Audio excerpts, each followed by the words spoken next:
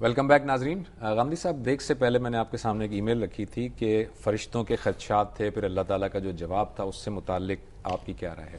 دیکھیے، فرشتوں نے جو بات کہی وہ اصل میں لفظ خلیفہ کی بنیاد پر کہی. لفظ خلیفہ کا مطلب وہاں یہ ہے کہ میں ایک ایسی مخلوق بنانے والا ہوں جس کو میں اختیار بھی دوں گا اور جس کو اقتدار بھی دوں گا. زمین کی بادشاہی دینے کا فیصلہ کیا گیا ہے. جب اختیار دیا جائے گا تو اس کے نتیجے میں اختیار کا غلط استعمال بھی ہوگا. تو فرشتوں کو کوئی الہام نہیں ہوا، انہوں نے بڑی سادہ کرولری ہے جو بیان کر دی. انہوں نے کہا کہ جب آپ اختیار دیں گے، زمین کی بادشاہی دے دیں گے، مداخلت نہیں کریں گے، روکیں گے نہیں فوری طور پر، تو اس کا نتیجہ یہ نکلے گا کہ پھر خون بہے گا اور فساد پیدا ہوگا. اللہ تعالیٰ نے اس کے جواب میں یہ نہیں کہا کہ فساد نہیں ہوگا، انہوں نے کہا کہ نہیں، تم میری اسکیم کو نہیں سمجھتے. تو جو آگے پھر جواب دیا گیا ہے وہ جواب یہ ہے کہ اللہ تعالیٰ نے جو صالحین پیدا ہوں گے ان کو دکھایا ان کو، اور یہ کہا کہ یہ دیکھو، یہ وہ جلیل القدر ہستیاں ہیں جو اختیار اور اقتدار کے باوجود پیدا ہو جائیں گی. تو اس سے یہ اسکیم واضح ہوئی کہ اللہ تعالیٰ نے یہ دنیا اس لیے بنائی ہے کہ وہ اپنی جنت کے لیے پاکیزہ لوگوں کا انتخاب کر لے. تو اللہ کی اسکیم یہ ہے.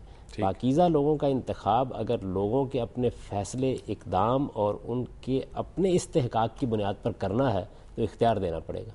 تو اس وجہ سے یہ اختیار کا نتیجہ ہے جو نکل رہا ہے. یعنی انسانوں کا جو فساد ہم دیکھ رہے ہیں یہ اس اختیار اور اقتدار کا نتیجہ ہے. اس نتیجے کو ہر حال میں نکلنا تھا. اس کی وجہ یہ ہے کہ اختیار دیا جائے گا تو پھر آپ یہ نہیں کہہ سکتے کہ اب کوئی برائی نہیں ہونی چاہیے، اب اس کا غلط استعمال نہیں ہونا چاہیے. اللہ تعالیٰ کی اسکیم بالکل کامیاب ہے. اس کی وجہ یہ ہے کہ اس اختیار کے باوجود، اس فساد کے باوجود، ایک بہت بڑی تعداد انسانوں کی ایسی ہے کہ جو خدا کے خوف کے ساتھ جیتی ہے، اس کے حدود کی پیروی کرتی ہے، اعلیٰ اخلاقی اصولوں پر قائم رہتی ہے، اور جس میں قرآن نے گن کر بتا دیا ہے کہ انبیاء ہیں، صدیقین ہیں، شہداء ہیں، صالحین ہیں. دنیا بھری پڑی ہے ان سے. غامدی صاحب، ایک اور یہ ای میل ہے کہ اس میں یہ کہ آپ یہ فرماتے ہیں کہ اللہ تعالیٰ نے انسان کو خیر اور شر کا ادراک دیا ہے. اس کو ذرا وہ کہتے ہیں واضح کر دیجئے، کیونکہ انسان جو ہے وہ اپنے سارے معاملات اللہ تعالیٰ پر ڈال دیتا ہے. انسان کہتا ہے کہ بھئی یہ تو اللہ کی مرضی ہوا، یہ ایسا ہوا تو اللہ کی مرضی سے ہوا. تو یہ خیر اور شر کا ادراک انسان کو دیا ہوا ہے اور انسان اللہ تعالیٰ پر یہ ذمہ داری ڈال دیتا ہے. یہ تو ہمارے ہاں عام طور پر لوگ بے سوچ سمجھ باتیں کرتے ہیں. جو ہمارے دائرہ اختیار کی چیزیں ہیں ان میں ہم ذمہ دار ہیں. اگر کسی آدمی نے قتل کیا ہے، کسی کو نقصان پہنچایا ہے، کسی کے ساتھ خیانت کی ہے، کوئی بددیانتی کی ہے، کم تول دیا ہے، تو یہ اللہ تعالیٰ نے تو نہیں کیا. اللہ تعالیٰ کسی شر کا کبھی بھی حکم نہیں دیتے. یہ سب ہمارے کارنامے اور کرتوت ہوتے ہیں جن کی ذمہ داری ہم اللہ تعالیٰ پہ ڈال دیتے ہیں. اب رہ گئی وہ چیزیں کہ جو بیماری، تکلیف ان صورتوں میں آتی ہیں اللہ کے اذن سے ضرور آتی ہیں، لیکن اس میں بھی ہماری بعض بے توجہیوں کا دخل ہوتا ہے. اگر آپ حفظان صحت کے اصولوں کا خیال نہیں رکھتے تو اللہ تعالیٰ کا عالم اسباب کے تحت جو قانون ہے اس کا نتیجہ نکلے گا. میں اگر یہاں بیٹھا بیٹھا آگ میں ہاتھ ڈال دوں گا اور اس کے بعد کہوں کہ یہ اللہ تعالیٰ نے کیا ہے، مجھے جب اختیار دیا گیا ہے تو اس اختیار کا میں غلط استعمال جہاں کروں گا وہاں اس کا نتیجہ نکل آئے گا. ایک ریکارڈڈ کال لیتے ہیں ہم. جی السلام علیکم. جی السلام علیکم. جی میں خاور بات کر رہا ہوں مورگا سے. اتحاد بین المسلمین پہ کس طریقے سے ہم عمل کریں تاکہ پوری دنیا کے جو مسلمان ہیں وہ ایک جگہ اکٹھے ہو جائیں اور آپس کے اختلافات کر جائیں؟ وہ کون سا طریقہ کار اختیار کیا جائے اور کون سا فرقہ ہے، کون سا مسلک یہ طریقہ کار اختیار کرے؟ جی بہت شکریہ. ٹھیک ہے، ایک اور کالر ہم شامل کرتے ہیں. السلام علیکم. ہلو السلام علیکم. وعلیکم السلام. جی ارسلان بات کر رہا ہوں. جی میرا سوال ہے، ہمارے معاشرے میں اس وقت ظلم اور ناانصافی اپنے انتہا کو ہے. جو ادارے انصاف دیتے ہیں وہ خود جو ہے ظلم کے وہ کر رہے ہیں ظلم. ٹھیک ہے. ایسے میں اگر ایک گروپ اٹھے جو ان بڑے بڑے ظالموں کو، جیسے جاگیردار، بٹیرے، حکمراں، سیاستدان، بڑے بڑے مافیا، بڑے بڑے جو بیوروکریٹس ہیں جو کہ اس کے ذمہ دار ہیں، ان لوگوں کو حالات وہ کرنا جو ہے وہ کر دے اسٹارٹ، کیا یہ جہاد میں آئے گا؟ کیا اس طرح سے ظالموں کو آئیڈینٹیفائی کر کے ان کی ٹارگٹ جو ہے کلنگ کرنا، کیا یہ جائز ہے؟ ٹھیک ہے جی، بہت شکریہ آپ کا. اتحاد بین المسلمین کے لیے کیا طریقہ کار ہونا چاہیے تاکہ اتحاد پیدا ہو؟ دیکھیے بات یہ ہے کہ اتحاد سے مراد کیا ہے، پہلے تو یہ جاننا چاہیے. اگر اتحاد سے مراد یہ ہے کہ سیاسی طور پر مسلمان ایک جگہ جمع ہو جائیں اور ان کے اندر مختلف ملکوں میں جانے پر کوئی پابندی نہ رہے، وہ مل کر فیصلے کریں، اگر یہ مراد ہے اس سے، دیکھیے اس کے لیے دو چیزوں کی ضرورت ہوتی ہے. قوموں کے مابین، اس وقت بہت سی اقوام ہیں نا، مسلمان کسی ایک قوم کا نام نہیں ہے. قوموں کے مابین جو اس وقت صورتحال بنی ہوئی ہے اس میں پہلی چیز یہ ہے کہ آپ کے ہاں تعلیمی حالت کیا ہے.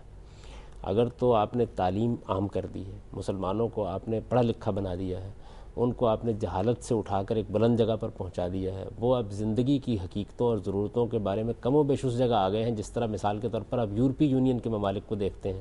اور دوسری چیز یہ ہے کہ ان کی اقتصادی حالت کیا ہے.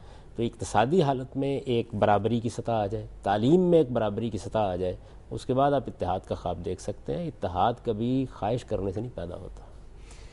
غامدی صاحب, یہ جو ارسلان صاحب کی کال تھی اس میں یہ کہہ رہے تھے کہ یہ ظلم اور ناانصافی جو ہمارے ملک میں پھیلی ہوئی ہے, تو کیا لوگوں کو خود سے ٹارگٹ کرنا کہ یہ ظالم شخص ہے اور اس کے بعد اس کی ٹارگٹ کلنگ کرنا یہ جہاد میں شامل ہے؟ یہ تو جنگل کا قانون ہے. یہ بدترین فساد پیدا ہو جائے گا اس کے نتیجے میں. ہر شخص دوسرے کو ہدف بنائے گا اور جس کو چاہے گا مار دے گا. اس وقت بھی یہی ہو رہا ہے.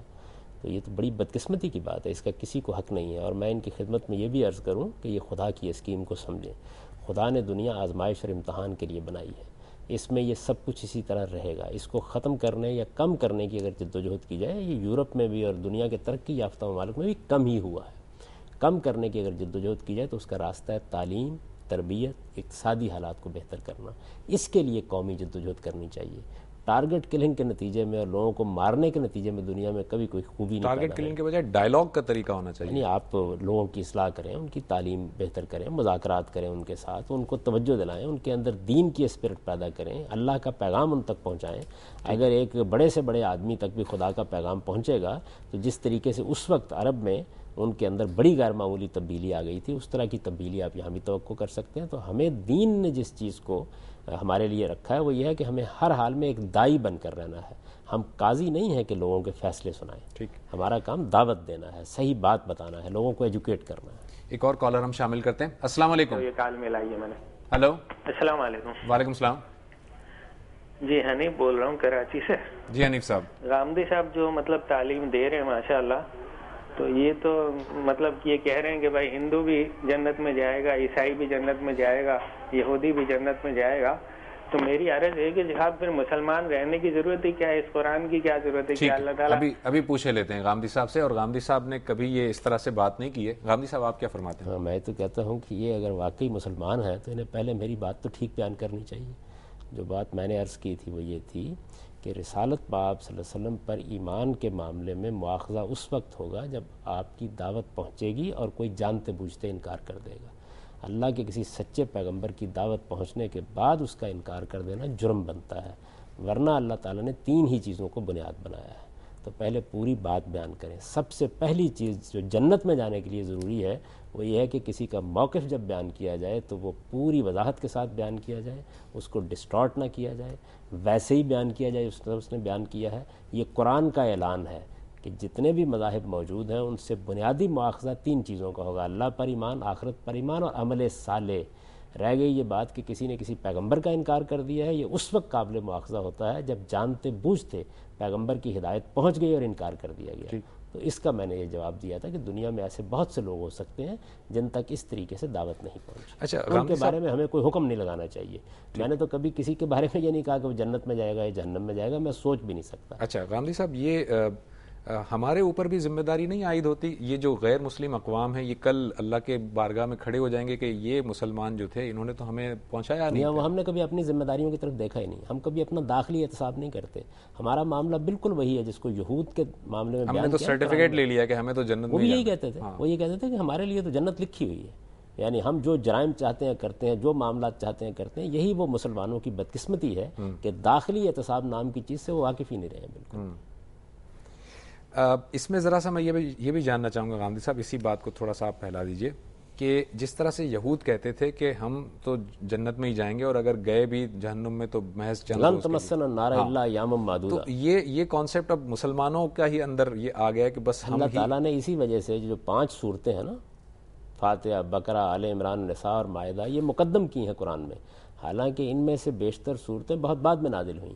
قرآن کا پہلا باب ان سے ترتیب دیا گیا تاکہ یہود کی پوری تاریخ ہمارے سامنے آ جائے. یہ خدا کی منتخب قوم ہے. اللہ تعالیٰ نے ان کو ایک بڑا منصب دیا اور یہ انبیاء علیہ السلام کی اولاد ہیں. لیکن قرآن نے یہ بتایا کہ مذہب سے وابستگی کی بنیاد کے اوپر جنت اور جہنم کا فیصلہ نہیں ہوگا.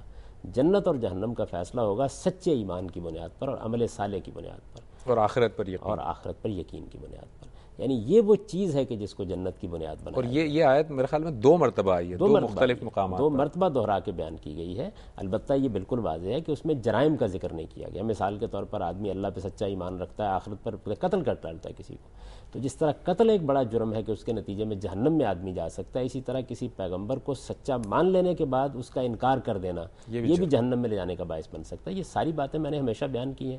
پوری بات کو بیان کرنے کے بعد تبصرہ کرنا چونکہ بہت مشکل ہوتا ہے, اس وجہ سے ہم مسلمانوں کا طریقہ یہ ہے کہ پہلے بات کو مسخ کرتے ہیں, اس کے بعد تبصرہ کرتے ہیں اس کو.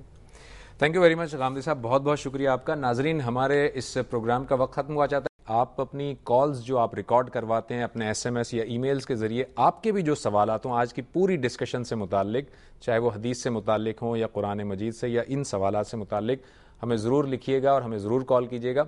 اگلے پروگرام تک کے لیے زبیر احمد کو, جاوید احمد غامدی صاحب کو اور دین و دانش کی پوری ٹیم کو اجازت دیجیے. اللہ حافظ.